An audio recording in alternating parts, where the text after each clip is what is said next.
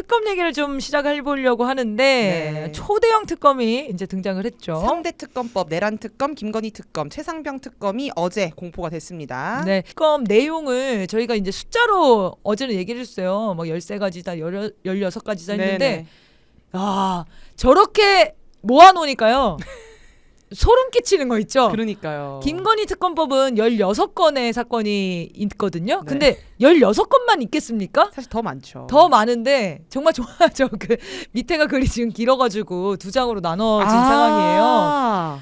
11건도 많아요. 저게 이제 외환까지 이제 들어가 있는 걸로 보여지고 네. 그리고 16가지 외에도 김건희는 더 다뤄야 될 사건들이 아마 많을 겁니다. 그렇죠. 그래서 저는 얘기하잖아요. 저거 다 해서 그 징역 벌금 뭐 이런 거 다 모으면 무기징역 아니냐.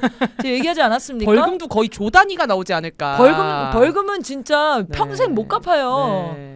저는 갚았지만 김건희는 못 갚습니다. 네. 지금 해쳐먹은 게 한두 개가 아니기 이 때문에. 세계 특검에 배정될 검사 수가 어제 120명이라고 달했는데 이게 서울중앙지검 전체 검사 인원의 절반을 넘는 규모래요. 근데 제가 보기에는 그냥 네. 중앙지검 검사 다 저기 가서 해도 네. 안 될 것 같다. 그리고 우리 사회에 네. 가장 큰 해악을 끼친 내란과 참 진짜 그것도 놀랍죠.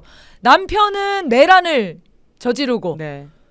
부인은 온갖 특혜와 범죄 초대형 비리들을 다 저지르고 국정농단을 했죠. 이런 사실은. 부부가 어디 있습니까? 네. 그러면 당연히 우리 사회의 가장 악독한 범죄 아닙니까? 네. 그러면은 중앙지검이든 뭐 어디 서울지검이든 다 털어서 이거부터 수사해야죠. 그렇죠. 그게 민생을 살리는 길이죠. 네. 자, 국힘당은 즉각 반발했습니다. 박수민 원내대변인이죠. 무엇을 위해 수백억을 쓰는지 묻지 않을 수 없다. 검찰을 통해 수사를 다 할 수 있는데 뭐하러 저런 돈을 쓰냐 이런 얘기를 했고요. 수사 지휘에 문제가 있다면 우리와 상의하면 되는데 그런 것도 없이 진행되는 특검은 수백억 예산을 낭비하게 된다. 왜 국힘당이랑 논의를 해야 되죠? 내란 정당이랑 무슨 논의를 해요? 논의할 수도 없죠. 거기는 피의자예요. 네. 내란 정당에 있는 사람들은 앞으로 수사받을 준비나 하시고 그렇죠. 수백억 원을 들여서 특검을 시도하는지 이해하기 어렵다? 윤석열과 김건희가 헤쳐먹은 게 수조 원일 겁니다. 네. 수백억 원 들여서 그 수조 원을 다시 회수할 수 있다면은 수백억 원 들이는 게 뭐가 아까워요? 이거 하라고 국가재정 있는 거예요. 네. 우리 국민들이 안 아까워하니까 걱정하지 마세요. 언제부터 무슨 세금 걱정을 했습니까?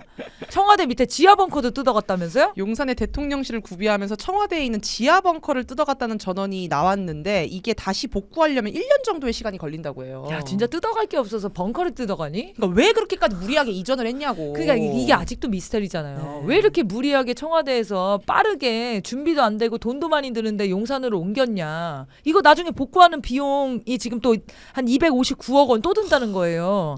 그런데 어쨌든 용산 이전 비용에는 뭐 69% 수준이다 이렇게 나오긴 하는데 용산 이전하느냐고 400억 쓰고 복구하느냐고 300억 쓰고 1조를 날리는 거예요 지금. 윤석열이 정말 그 얘기 무속 얘기가 있었죠. 청와대를 벗어나야지 자기네들이 오래 간다. 네. 그 무속말을 믿고 국민 세금을 이렇게 쓰게 돼 버린 겁니다. 이 벙커를 언제 복구합니까? 100일 안에 들어간다고 이재명 대통령이 그렇게 계획을 했는데 1년이 걸릴지도 모른다는 거예요. 국가 안보 시설이잖아요, 거기 또. 국가안보에 정말 그 관심이나 있었나 싶습니다. 그리고 용산으로 진짜 왜 갔는지 너무 궁금해요. 이거 미스테리 이거 밝혀질 수 있을까 이것도 싶어요. 특검했으면 좋겠어요. 이거 특검하면 어떻게 특검할 수 있지? 그러니까 무속인들 찾아다니면서 네가 뭐라고 했는지 찾아야 되나?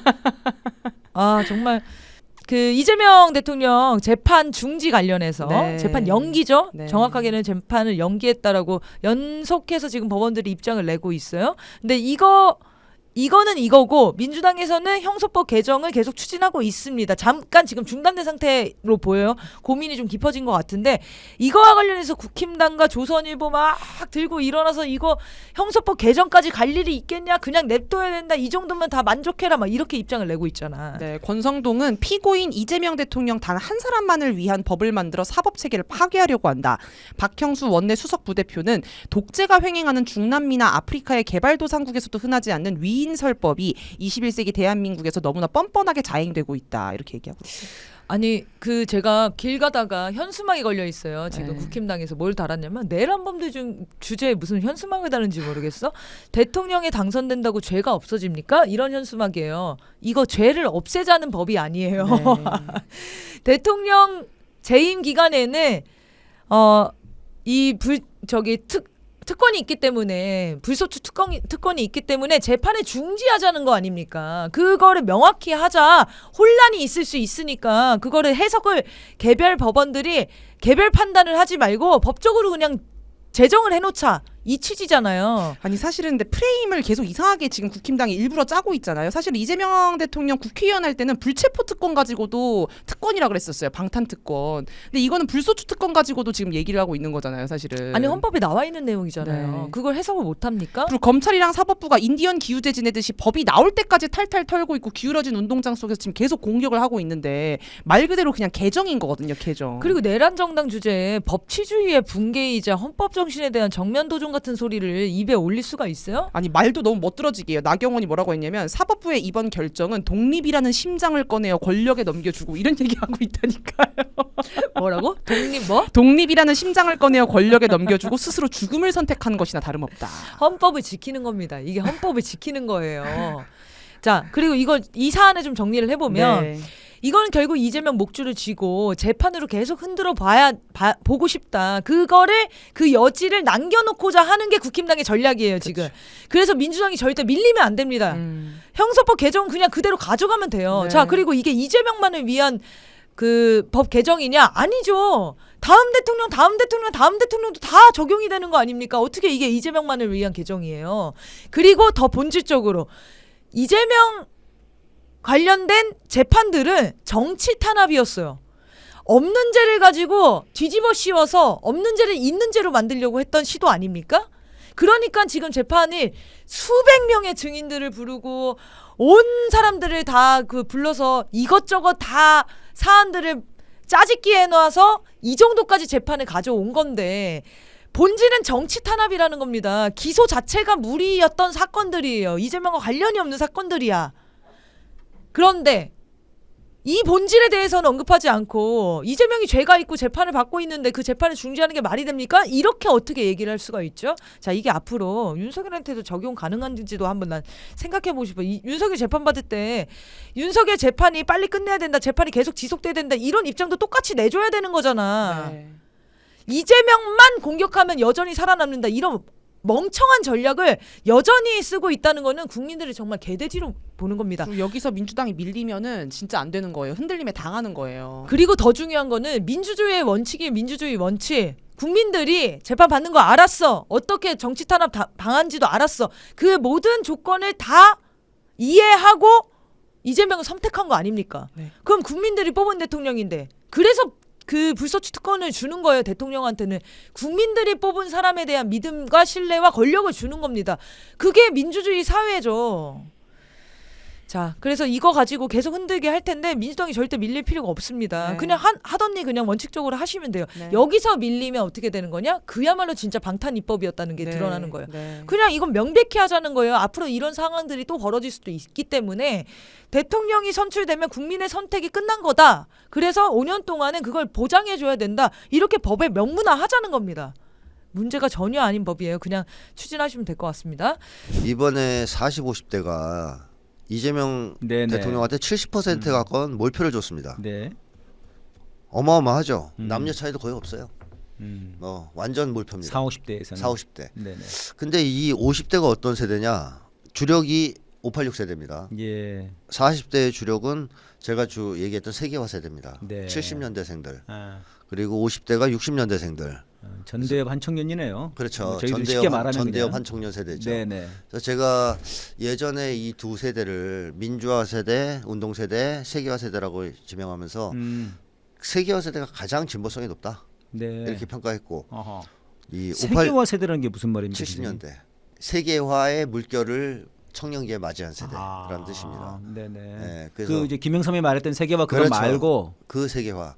그 세계 같은 세계화예요? 네, 그러면서 어. 이 친구들이 해외 여행의 맛도 보기 시작하고 아. 젊은 시기에 네네. 신자유주의 공습도 받고 청년기에 예. 그런 세대라는 거죠. 어. 반면에 그 말씀하셨듯이 한청년 겪은 네네. 세대이기도 하고 예. 젊어서는 민주화를 경험한 딱 세대입니다. 저희들 세대거든요. 네, 청소년기에는 민주화를 경험했던 네, 세대. 그렇죠. 노무현 대통령도 경험하고 네. 진보성이 굉장히 높아요. 의외로 이 586 세대가 맛이 갔었습니다. 보수 쪽으로. 네. 그러니까 신자유주의를 겪고 이명박 정권을 겪으면서 보수화됐어요. 네. 그래서 박근혜 지지가 많았거든요. 음. 근데 제가 그때 그걸 알면서도 책에다 뭐라 그랬냐면 이 세대는 민주화 운동에 대한 기억이 있는 세대고 승리의 경험이 있는 세대이기 때문에 또 집단 동조 심리가 엄청 강한 세대이기 때문에 네. 특정한 계기와 조건만 형성되면 다시 개혁성을 드러낼 다시 것이다. 드러낼 것이다. 반드시 드러낼 것이다. 이렇게 제가 예측을 했었습니다. 네, 네. 근데 이 세대가 노 전 대통령의 서거, 세월호 등등을 겪고 아하. 또 박근혜 탄핵을 거치고 이번에 윤석열의 내란을 겪으면서 완전 각성을 했어요. 완전히. 그 조건과 기가 다 형성된 거예요. 네. 그래서 개혁성을 완전히 회복했습니다. 나 좀 이렇게 나만 좀 잘 먹고 잘 살아보려고 그랬더니 이놈들이 그죠? 이것들은 안 되겠는데 이러면은 이렇게 안 되겠어 나왔거든요. 이제 뭐 이러면서 네, 이번에 40대랑 비슷한 70%의 몰표를 던졌습니다. 근데 문제는 이겁니다. 이 세대가 나이가 먹어도 변질이 안 된다는 게 문제예요. 그러니까 저쪽 입장에서 볼 때. 예. 전 세계적으로 볼 때 사회학이나 심리학에서는 정설이 있어요. 젊을 때는 개혁적이고 진보적이지만 네네. 40대 넘어가면 다 보수화된다. 네. 체제 내적으로 변한다. 그런데 대한민국의 민주화 운동 세대와 세계 운동 세대는 변질이 안 돼요. 나이를 먹어도 계속 개혁성을 간직하고 네. 개혁을 요구합니다. 그래서 박근혜 탄핵의 주역이었고 이번에 윤석열 계엄 저지의 주역이었어요. 이 세대가. 네네. 그리고 이재명 대통령 탄생에 결정적 기여를 했죠. 문제는 이 세대가 나이를 먹어도 앞으로도 변질될 가능성이 없다는 거예요. 네. 네. 자 그러면 앞으로 60대는 5년 뒤의 선거에서는 어떻게 될까요? 5년 뒤면은 뭐 완전히 장악이네요. 70%는 안 나와도 60%는 넘을 거라고 봐요. 그러네요. 그러면 국힘당은 앞으로 60대 이하에서 표를 못 얻는다는 얘기입니다. 70대에서만 얻게 돼요. 이상에서만. 네네. 근데 국힘당 한 의원이 페이북에다가 올렸더라고요. 지금 70대가 1년에 15만씩 죽고 있다. 네. 다음 선거까지 40만 죽을 것 같다. 아이고.